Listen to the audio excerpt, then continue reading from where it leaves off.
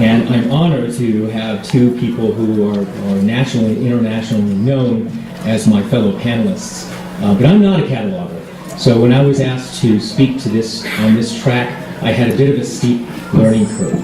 So with that, I want you to know that my comments today are coming from the perspective of my work as a dean of libraries for many years, and my research and my ongoing work on academic library management and organizations.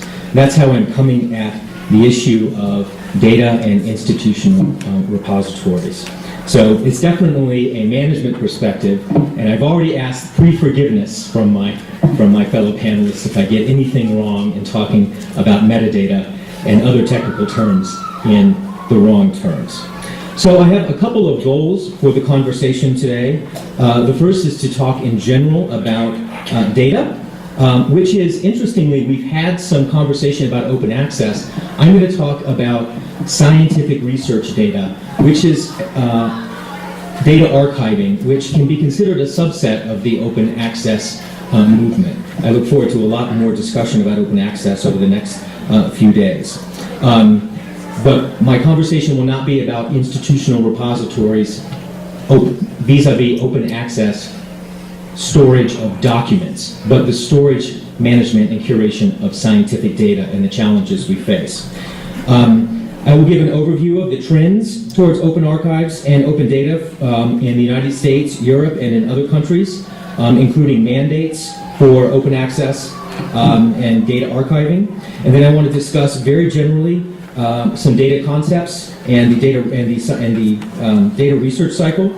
And then finally, and most importantly, I want to offer a couple of different models for data curation that are available for higher education academic libraries today. Because as a few of the other speakers have mentioned, we are now at a point where the academic library is going to be asked to play a far more significant role in managing, curating, and preserving scientific data, both big data and small data.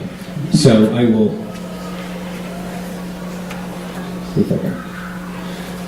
Okay. This is a very brief list of some nations who now have, either through their governments or through funding agencies, mandates for researchers to provide data management plans and to provide to archive their data in repository form, whether that be subject or institutional repository, which we'll talk about in a moment. This institution, of course, has an institutional repository, as do many other institutions. But again, I'll be talking specifically about scientific data, about raw research data. So this is new in the United States. My American and European colleagues no doubt know about this. This is the latest mandate from the U.S. Office of Science and Technology, and this directive requires any federal is going to provide a framework for any federal agency that provides more than $100 million annually in research funds to require grant awardees and researchers to provide a data management and a data archive plan. This has significant international implications because this mandate, like others in Europe and others in the United States, will in general make data, once it's archived and open, available to the world, providing a kind of equalizer, in my view, not just for researchers who are affiliated with institutions in the U.S. or Europe or Australia or other countries where these data archive and open data initiatives are gaining strength. So, what is data? What is research data?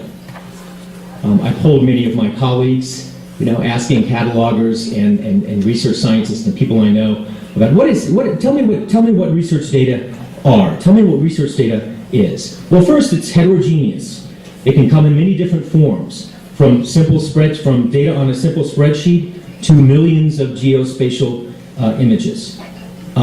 It often comes in raw form, and that's what data archiving and data curation is all about. It's not about taking data in post-production form, which is after the research article has been published, but making data available in its raw form. And I'll talk about the research cycle in a moment. It's highly idiosyncratic, and it's often described by, it's often characterized by implied description rather than explicit description, which is something that my cataloging colleagues know a lot about. And data, as one of our speakers before mentioned, can be small and big. And I believe that he was speaking to the digital humanities, but scientific research data can also be small. Indeed, in the United States and Europe, about half of the research data produced is not through large research grants, but local institutional grants, and can be, or just smaller research grants in general, and could be considered small data. So there's both, and both are incredibly complex and in great need of description. What about big data? Well, big data is big data. We've heard it's a catchy phrase. Many people are talking about big data. We talk about big data as librarians because we are going to be, of course, charged or hopefully have a more pronounced role in describing and linking all of these vast amounts of data that are out there right now. There's some researchers, well, I'll get to that in a moment. But big data is unstructured, right? It's not typically suitable for hierarchical databases, relational database models, which is what a lot of our repositories are built on. Certainly, many of our library systems are built on. It's complete, it's everything, all data. It does not rely on samples, it's everything. We now have computational power and resources to capture whole vast amounts of data in its totality. So that it has interesting implications for science as an endeavor that seeks to discover correlations rather than causation, because big data lends itself to correlation. And big data is often linked, and will be linked in many, many new and exciting ways in the coming years. That's where the librarians come in. I'm reading some research from Kukier-Meyer and Meyer-Schoenberger. They have a book on big data coming out this year. And this was a startling statistic for me. In 2000, about a quarter of all of the information stored in the world was digital. And in 2013, less than 2% of the information stored is not digital. I think that's pretty dramatic. There are all kinds of interesting examples of big data projects that I'm pretty sure other people are going to get to. But I think of the Google, when a few years ago, when Google was able actually to build a model where they could predict influenza outbreaks in the United States by analyzing billions of Google searches. That's a great example of a big data application. So, as librarians, as information professionals, what are our goals for describing scientific research data? And here, of course, is where our metadata specialists and our cataloging colleagues come in. Well, obviously, and I think Danuta was speaking to this, access and reuse. Reuse of data, the idea that we have so much data now from this has emerged a whole new profession, data scientists. Who don't do original research at all, but simply work with the large amounts of data that are already out there and build models from that. Data needs to be described in context, and I'm sure that Sharon and Danny will have more to say about that. And the focus is on describing data should be on content, not necessarily container. And I hope that you forgive me for that, but describing, getting in and describing the actual content is more important than describing the container the data is in. So here briefly is the research lifecycle, right? And one of the speakers, I believe this morning, was talking about all of the things that the Academy doesn't realize that librarians know. And we certainly know how to organize data, but we're not quite there yet, which I'll speak about in a moment. So you can see, and those of you who work with scientists and researchers know that they are notoriously, I'm not going to say inept, notoriously lacking in skills to describe their data as they move through their research cycle. They're very concerned with doing other things like moving the project forward. So this is where the librarian comes in. Librarians can come in. This is from the University of Virginia they have a great consulting service for their researchers on data management. And you can see all of the different points. I'm afraid to use this pointer here. Where a librarian, where the information professionals can prove their usefulness, starting from project setup and establishing a data management plan, all the way through, but really focusing here on the data archiving, preparing it for reuse and data discovery. Big data are linked. So how are we going to describe all of this data, big and small? How are we describing it already? But how are we really going to rise to the challenge of being able to describe it and link it in meaningful ways as we become more responsible for it? So the semantic modeling allows us, through shared vocabularies and subject-specific metadata, to share data across a range of subjects. Ontologies allow for contextual relationships, and in general, the semantic web allows us to look at multiple types of data, documents, and other artifacts, and view them as one database. The semantic web has great promise for our work as academic librarians in describing data and taking more responsibility for curating and managing data. But there are, of course, skill set issues that need to be addressed first. Our colleague Jane Greenberg at the University of North Carolina illustrates the challenges we face as we move towards more responsibility for organizing research data out of our institutions and other places, larger and more complex types of data. Moving from simple description schemes where you have 15 to 25 properties to complex hierarchical schemes which can have upwards of 100 properties. Very complex work. And we want to know where we are as information professionals in doing that work. So I asked this question to some of my colleagues who are collection development librarians and catalogers, and indeed my spouse, who is responsible for digital collections at a major research university. And I asked the question. I said, "Are data collections?" I get to ask the childlike questions because I come from a different perspective. So using some criteria that we typically use as librarians for collection development and cataloging, and applying it to collections, I came up with this. Do we select scientific research data? Well, I think we do partially.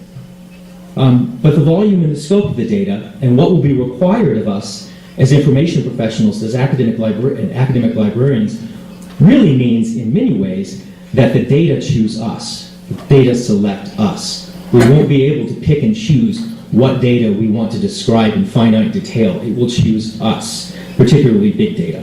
Do we acquire it? Sure, but we don't completely own it. Do we describe it? Absolutely. But it may not be content that we describe and is housed locally. It may reside somewhere else. And do we organize it? Yes, we do organize it.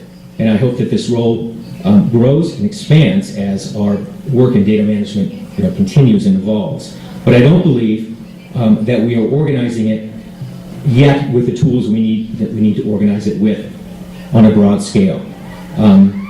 Big data and small data can't be organized with traditional IR, institutional repository taxonomies, to the extent that they need to be described. So how are we working with research data now?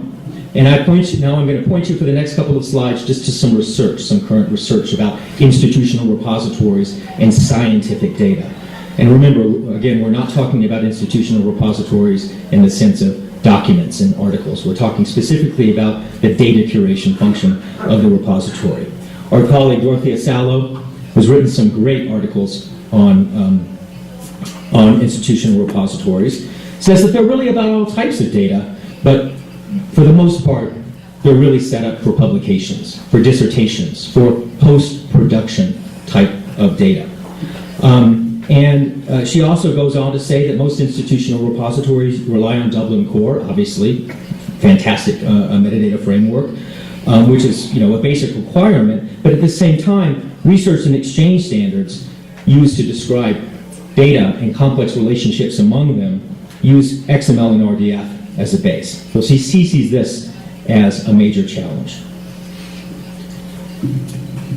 Here's some more research, and this is from Australian and New Zealand libraries. Here's a look at how the primary and metadata schemes that they're using in their repositories, which tells me that these are still fairly traditional institutional repositories. If we can use traditional, I suppose I may be misusing that word traditional for that. I apologize. But you can see here Dublin Core being the base skill. So some other challenges outlined by other people who work in this area. Yarmy, there are actually two Yarmies, they're sisters, one's an archivist and one I believe is a data librarian. Say that beyond metadata at the project level, the description level in Dublin Core, there's some context for data, but it can be very, very, very, very limited. And in some new research done by John Budd and colleagues, they looked. I'm going to show you some more data from that in a moment. They looked at institutional repositories in the United States, and they found through survey data that discoverability was generally limited. So I think it was Joaquin. I was thinking about this question when you were speaking. I said, well, what is our value proposition to our scientists and our researchers at our universities? What problem do we solve for them? Do we have the skills to solve that problem for them yet? And what is the problem? They have a data curation problem, and what is our value proposition in solving that problem? So more of Budd's research in looking over the last couple of years at content in institutional repositories, right? And we see here, right, that data sets, right, do not really hold much rank in the institutional repository. We see primarily what institutional repositories are so far very good at, storing post-production type of data, document data banks, tech reports, book chapters, curriculum material, and these types of things, but not much in terms of data. And there's another model, domain repositories, and I want to talk about domain repositories for a few moments longer than I spoke of institutional repositories. This is a more widely adapted model for managing research data right now. I think most would agree with that. It offers certain advantages over institutionally based repositories, but often domain repositories work in tandem with institutional repositories. So they have a lot of advantages, right? Using existing metadata standards that are subject specific, for example, right? They can be centralized or disputed or distributed. Actually, they're often disputed sometimes. There is some evidence that suggests that scholars prefer subject repositories over local institution repositories. These subject repositories are typically built around communities of interest, which give them some advantage. They're international in scope, and they may offer advantages in cloud in cost sharing using cloud services. They may, but there's some interesting research by David Rosenthal that talks about the economic model of cloud computing, but I won't get into that now. So we already have, and we already are, articulating our role as data specialists in libraries. That's something that Danuta mentioned. If it's not at the institutional repository level, although it may be, there are large university libraries that have fairly successful institutional repositories that incorporate some data. Our libraries, and again, this is a US and European centric model, are already actively involved in training researchers to develop data management plans in response to mandates from government and funders. We're already involved in developing new skills and a new subset of our own profession, data librarianship. And if you look at universities like, for example, Purdue University or Johns Hopkins University, you'll see that the libraries are very, very much involved in teaching data literacy, not just to students, but to researchers, to faculty, and training people to better understand how to describe their data, and how to, once data is described and managed, create new connections between and among the data. So I have the kind of what I consider evolving / current model.